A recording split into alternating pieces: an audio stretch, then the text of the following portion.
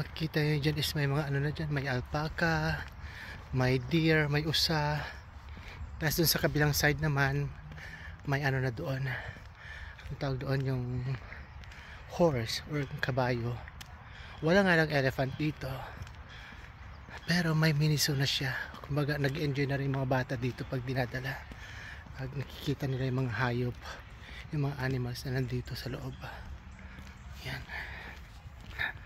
ang ganda nga lang dito talaga mag-walking kasi nga fresh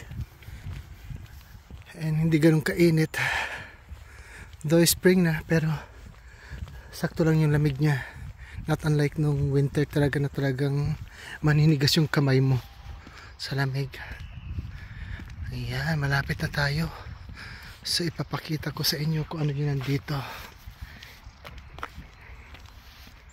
Ayan guys, andito na nga tayo. So nakikita nyo yan, oh, yung usa. Yan, oh, may kambing din. Hello, me me. Mabaho nga lang, may amoy nga lang talaga sila. Yan, oh, marami din dito sa side na to. Yan, yan, oh, sila. Yan, pinapakain ng bata. Oh wow. Yan, pinapakain niya ng bread. Me. Nagantay silang bigyan ko sila ng bread kasi wala man akong dala. Ayan. At dito naman tayo sa kabilang side pupunta. Parang naalala ko yan, nandito yung parang may baboy yata dyan, something ganon. And then sa kabilang side naman, doon sa area na yon, nandun yung kabayo. Tara, puntahan natin, pasukin natin. Nga pala guys, dito sa park na to, sa kabilang side is park and sa kabila naman is residential houses na yan. And ito naman is yung coffee shop. Magko-close siya ng mga 6 o'clock, 9 until 4 yung opening nito, ano na to, coffee shop na to. It's Kinder Borderai. Okay, yan, ito ang coffee shop na to. Nandito na yung 3 kabayo dito sa side na to. Tara, pakita ko sa inyo. Medyo matapang nga lang yung amoy.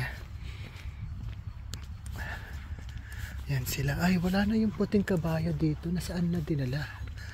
Ayan, ang ganda. Ang lalaki nila, oh. Yan.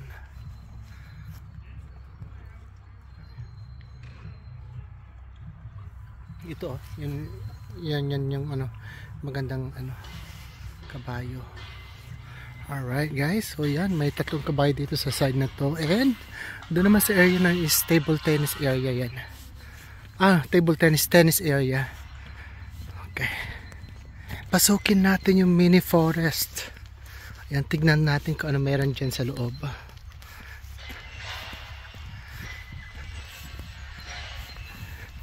So usual kasi is may mga nagfi-fishing dun sa area na yon, dun sa area na yan.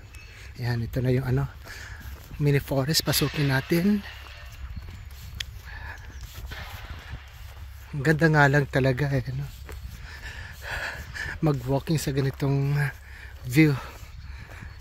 Hindi naman siya ganun nakakatakot kasi very safe naman dito sa ano, sa Netherlands. Yan, para hindi ka rin madulas, naglagay sila ng something ano, wire sa palibot ng kahoy para hindi madulas yung dadaan dito. Oops. Okay, and yan, tignan natin sa kabilang side kasi last time is may mga nagfi-fishing doon. Hindi ko lang alam kung mayroon pa ngayon, ha. Ay, parang wala. Dito sa area na to yung marami nagfi-fishing. Minsan dito na rin sila nagpi-picnic. Yan. Pero sa ngayon walang tao. Nandun pala sa kabilang side na yung may 3 tao doon nagfi-fishing. Yan, oh. Medyo murky nga lang yung water, pero malinis naman to. Okay, yan, dito sila nagka-fishing. And then pag summer pwede rin mag-swimming dito, pero as of now kasi is malamig pa yung tubig, so wala pang si swimming.